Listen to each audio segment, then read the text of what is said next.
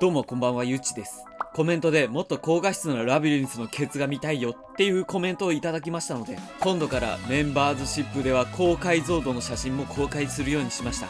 YouTube のコミュニティの方に URL を貼るので、よかったらチェックしてみてくれよな。あと英語だからコメントを見てないなんてことはないから、しっかり読んでいます。もちろんケツに惹かれた同志たちのコメントを見ているぜ。さて、このチャンネルにはプラモにいかがわしいことをしていくチャンネルです。よかったらチャンネル登録よろしくな。今日作るのはダッカス・ザ・ブラックナイト。久しぶりの5スター枠。今日は下心を抜きにして清い心で挑むぜ。さて、今日は気になるところがあるので開封から行ってみよう。早速見てほしいのがこれよ。プラモの梱包がすごいんだこれ。個人的な感想なんだが、モーターヘッドやゴティックメイドは神聖な機体って感じがして、ここまできっちり梱包されていると開けるととても気持ちがいい。だがな、よく見てほしいんだ。梱包されているのになぜか傷がある。いや傷か。いやむしろなんかひびっぽいんだよな。ちょっとこれだけは言いたい。ボークスちょっと待てよ。今の高ぶった気持ちをどうしてくれるんだよ。しかも最近股間に反応しねえようなプラモばっか出てよ。露出少なめで作って恥ずかしくねえのかよ。もっとアイリスみたいにムチムチなエロボディでエッチなおっぱいをなぜ開封から始めたのかっていうと、このランナーの話がしたかったためがある。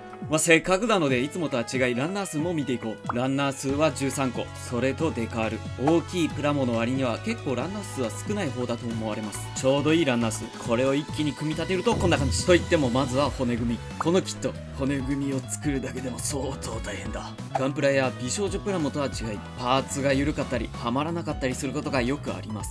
そのためボークスやウェーブ製品には接着剤が必須になってきます。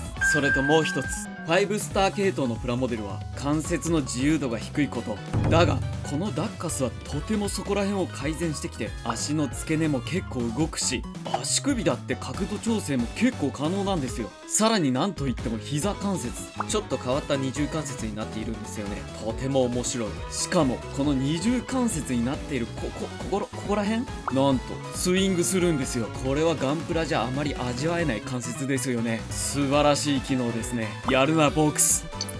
腰回りは固定式と多関節式が選べます。この腰の走行は横に傾けたり前に傾けたりすることができ、のけぞったりと結構動かせます。ちなみにこの腰の走行は結構緩いため、しっかり接着剤で固定してから腰パーツを取り付けることをお勧めする。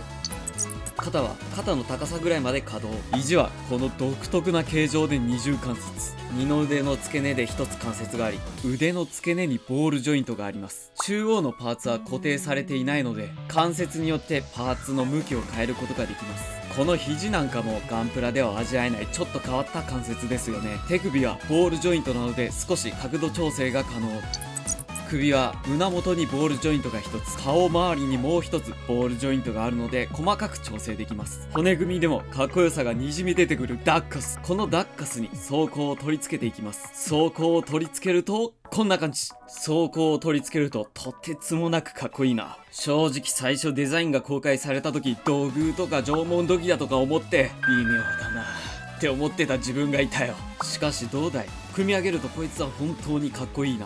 でも装甲を取り付けたらどうせフレームの時とは違って可動域狭くなるんでしょと思ったんだよ。可動域はフレームの時とほぼ変わらない。腰のスカートもボールジョイントになっており、稼働させた時に邪魔にならないように稼働でき、腕周りや足首周りも複雑そうな見た目とは違ってパーツ同士は干渉せずしっかり稼働します。しかしガンプラなどと比べると少しやはり可動域は狭いですね。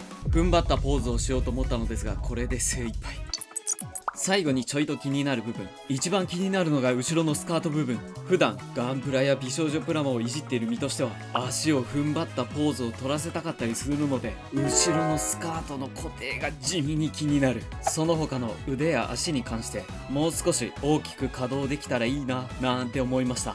ざっくりレビューはこんな感じ。今回のダッカスは本当にボークス製品では珍しく、稼働とプロポーションを両立してきたプラモデル。しかしレビューした通り、もう少し稼働できたらいいなって思うところが結構あったので、そこら辺をちょいちょい改造してできるだけしっかり稼働できるダッカスを作り上げていこうと思う。5スターの機体はそんなんじゃねえよって思っている方も、一改造として温かい眼差しで改造を見守ってくれよな。しかしこの動画を通して皆さん違和感を感じることがありませんか？そう、俺が真面目に模型チャンネルしてることだよな。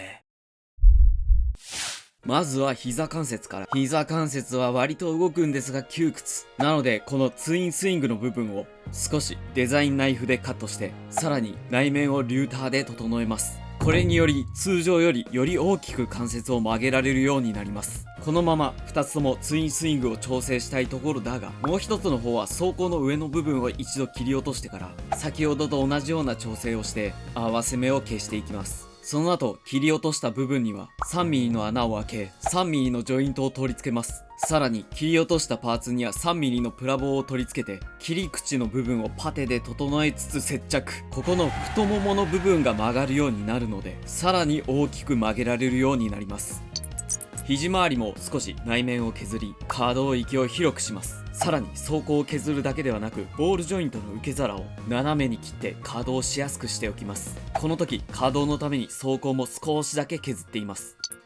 足の付け根なんかも少し削っていきます。内側の部分を少し削ることにより足をちょっと内股にすることができます。本当にちょっと気持ちなんですけどね。あとスカートの下の部分、ここら辺はスカートであまり見えないので、足を上に上げられるようにするために可動の邪魔になっている部分をカット。これで足の付け根はがっつり回せます。腕の付け根なんかには肩周りのパーツをカットするのではなく、関節の方のパーツを少しカットして肩より上へ回転できるようにします。この可動はポーズに相当影響するので、気になっている方にはおすすめだ。後ろの非可動のスカートは接続部分を大胆にカット。そこに 3mm のボールジョイントを接続しておきます。さらにガンプラで余っているポリキャップを小さく切り、走行の裏側に接着します。形は少しパテで整えてあげれば完成。これで膝立ちポーズや踏ん張った時のポーズをするとき、足の可動の干渉が軽減できます。これだけの作業で一気に可動は変化していい感じ。ここからは地味な作業。まずは段落ちになっている部分は接着した後に 0.8mm のタガネで彫り直し、プラモの宿命パーティングラインにはデザインナイフでカンナ掛け。ある程度削ったらヤスリで表面を整えます。さらに走行周りはこのようにプラモの成形が甘い部分があるので、走行全体をヤスリがけ。しっかりヤスリがけをしたら表面を最後旋盤で整えます。おいおい、でもクリアパーツが生かされてねえじゃんって思うじゃないですか。この後クリアのトップコートを拭くとそれっぽくなるので、塗装をお楽しみに。あと丁寧に切り出しはしたんだけれども、発火してこすっても発火が取れないパーツはミスターセメント SP を塗ってあげましょう。こいつを塗ってあげるとパーツが少し溶けて発火を抑えることができます。最後に合わせ目。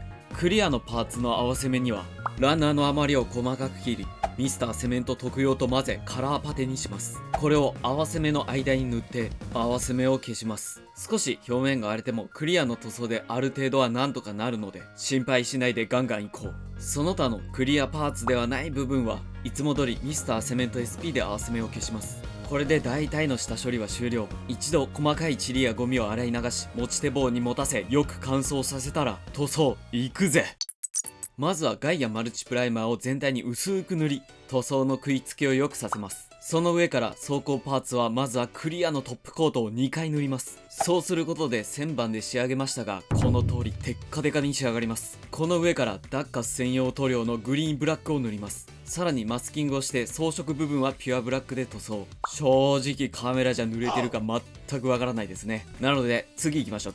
次は関節周り。関節はピュアブラックを下地にし、一度ヌルテカブラックに仕上げます。その上からフレームメタリック2を塗ります。さらにつま先や肘などにはダッカス専用塗料のフレームメタリックを塗ります。走行の裏面はピュアブラックを塗らずに直でメタリックを塗ります。一応クリアパーツを活かしてるので透けてメタリックが見えるはず。腹周りはピュアブラックの後にダッカスクロームを使用。この塗料は塗りすぎると良くないので、できるだけさらっと塗りましょう。ダッカス専用の塗料、使いやすくてとてもいい。ただ一つ注意点がある。クソ高え。1本ずつがだいたい1000円前後になる。